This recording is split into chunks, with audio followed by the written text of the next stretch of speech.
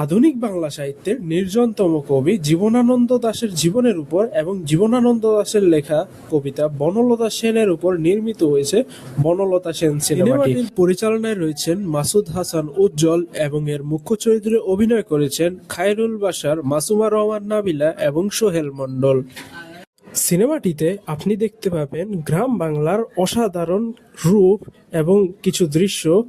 এছাড়াও দেখতে পাবেন বাস্তবধর্মী অভিনয়।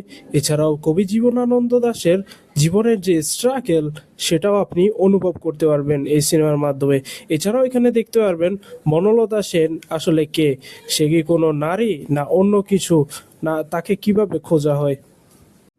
বনলতা সেন সিনেমা থেকে আপনি যা পাবেন তা হলো গ্রাম বাংলার বা রূপসী বাংলার অসাধারণ দৃশ্য, বাস্তবধর্মী অভিনয়, টান টান চিত্রনাট্য, পরিচালকের জীবনানন্দ দাশকে নিয়ে বা তার মৃত্যুকে নিয়ে বক্তব্য, এবং বনলতা সেন কে, আসলেই কে, তাকে খোঁজা, তাকে খুঁজতে গিয়ে যেসব জিনিস আবিষ্কার করা, তা সব আপনি বনলতা সেন সিনেমায় দেখতে পাবেন।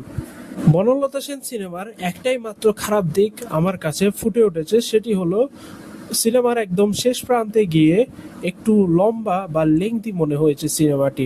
অবশ্য আপনি যদি শিল্প বা আর্ট বা কবিতা বা সাহিত্য ভালোবাসেন তাহলে পরে আপনার কাছে সে দিকটি পরিলক্ষিত নাও হতে পারে।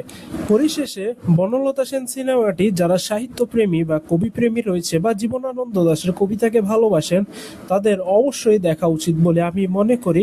এছাড়াও যারা সিনেমা ভালোবাসেন বা আর্ট সিনেমা ভালোবাসেন, সিনেমাটিক ল্যাঙ্গুয়েজ বা এডিটিং ভিন্ন কিছু দেখতে পছন্দ করেন বা এই দেখতে চান, তারা অবশ্যই বনলতা সেন সিনেমাটি দেখতে পারেন। আর আমার ভিডিওটি যদি ভালো লাগে তাহলে অবশ্যই সাবস্ক্রাইব করবেন চ্যানেলটিকে।